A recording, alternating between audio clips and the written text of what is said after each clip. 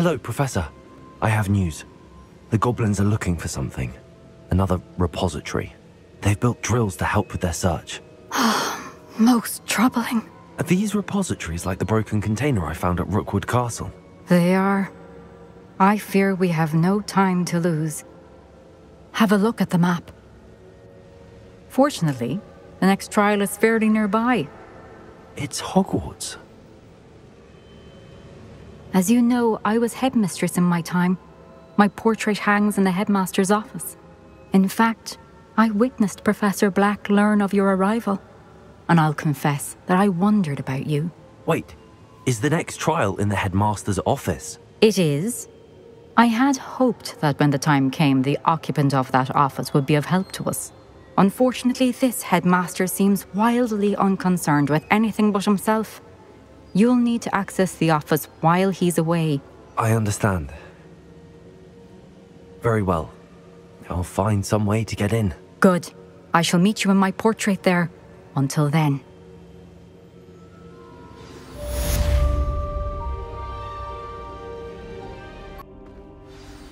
Professor Fig, the Keepers have shown me where the next trial is. Has something changed? Lodgok and I have learned that the goblins are searching for another repository, like the one we saw at Rookwood Castle. And I discovered that they're building massive drills to help in their search. Professor Fitzgerald seemed very concerned. I see.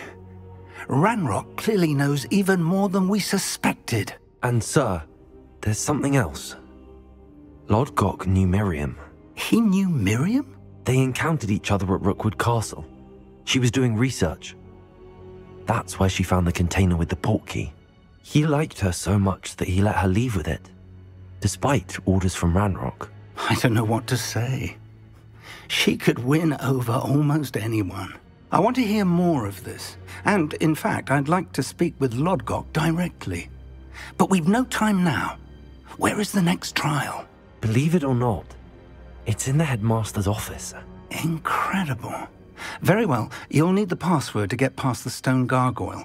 The headmaster's house elf will know it. I don't know the headmaster's house elf. Will he even speak to me? I imagine he's loyal to the headmaster. He is. So you'll need a disguise. I have just the thing. A Polyjuice potion.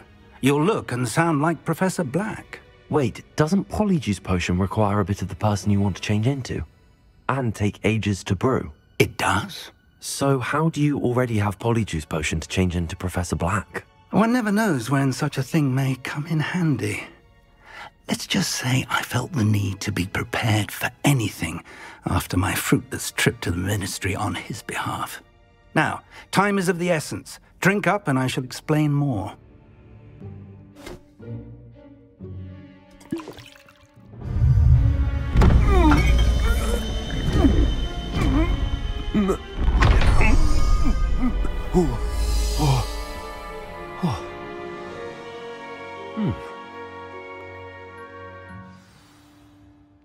How do you feel? Incredible. I won't forget that taste anytime soon. How do I sound? Convincing. I've taken the liberty of transfiguring your robes. As we discussed, you'll need the password from Scrope, who could be anywhere in the castle. You might look for Professor Kagawa.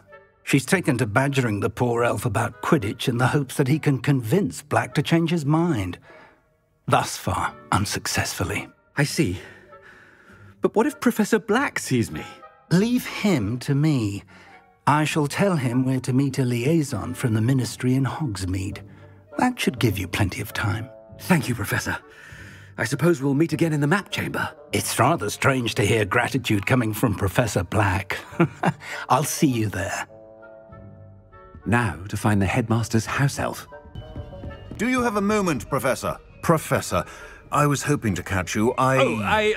Places to be, Professor Sharp. Places to be. Of course, sir. Only, you'd asked me about a particular potion, and I did? I did, yes. Well, spit it out, Sharp. I don't have all day. Probably best not to discuss it here, sir. Really? Why can't we talk about potions here? Seems fine to me. Very well. I've brewed the cure for boils you wanted. I can drop it by your office when it's convenient. Of course, yes. No need for all the cloak and dagger. Simply have a student deliver it. A student. Very well, sir, if you insist. I do. And thank you, Sharp. I just hope you've brewed enough for all my boils. Professor, a word?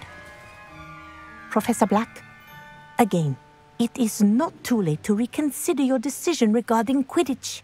We could still have trials and a somewhat shortened season. It would be better than none at all. But the injury, Madam Kogawa. Professor, more than one student has taken a bludger to the head on our pitch. I dare say it knocked some sense into them.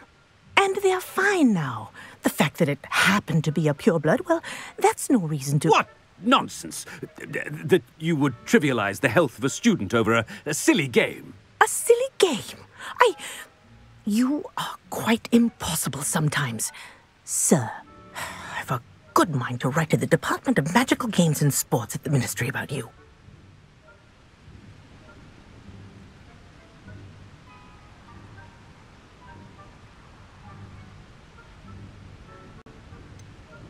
I should think you'd have better things to do with your time.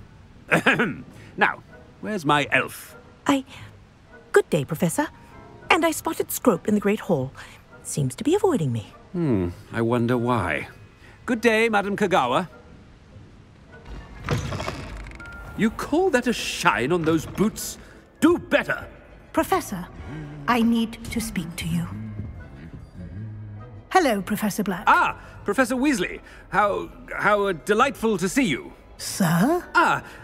Since I have you here, I wonder if I might, speak with you about Professor Fig. Oh, very well. I've decided to give him a bit more, leeway with his time. Leeway, Professor? Are you sure that's wise? I confess I do worry for his students. He's rarely here as it is. I realize that, and I'd like to keep it that way. I see. But, sir, if I may, I am wary of how much time the new fifth year seems to be spending away from the castle, supposedly on Professor Fig's behalf. I've heard unsettling rumors of their escapades. Everything from sneaking into the Forbidden Forest to confronting Ranrock's loyalists and Rookwood's lot. What? Goodness. You cannot believe everything you hear, Professor. No, you cannot. I mean, I shall keep an eye on Fig. You simply keep doing the wonderful job that you're doing. Simply wonderful. Thank you. But I'm happy to look into... Good. That'll be all, Weasley. I mean, Professor Weasley. Good day. A wonderful job. Leeway for Professor Fig. I shall never understand that. That ought to give Professor Fig some breathing room. Wait until Master sees what a wonderful job Scrope is. Scrope! Oh, greetings, Master. Remind me of the password to my office. Oh, but Master made Scrope swear never to tell anyone, even Master himself. And now I'm telling you that you can tell me. Yes, sir. Of course, sir. Scrope begs forgiveness. It is the Black family motto, Master. Right. Of course. Master does remember it.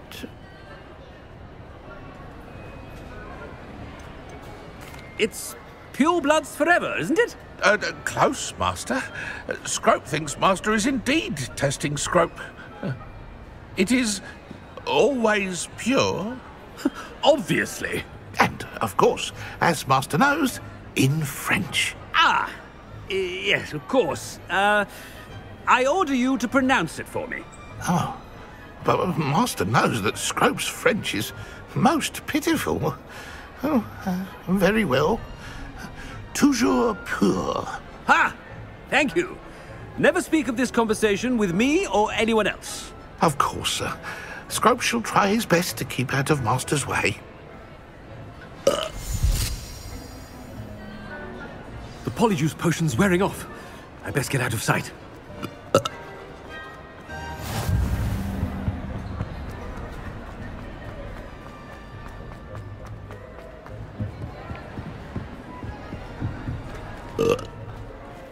Made it just in time. It's wearing off. Fig was right. I can't believe it worked. Now to speak the password to the gargoyle.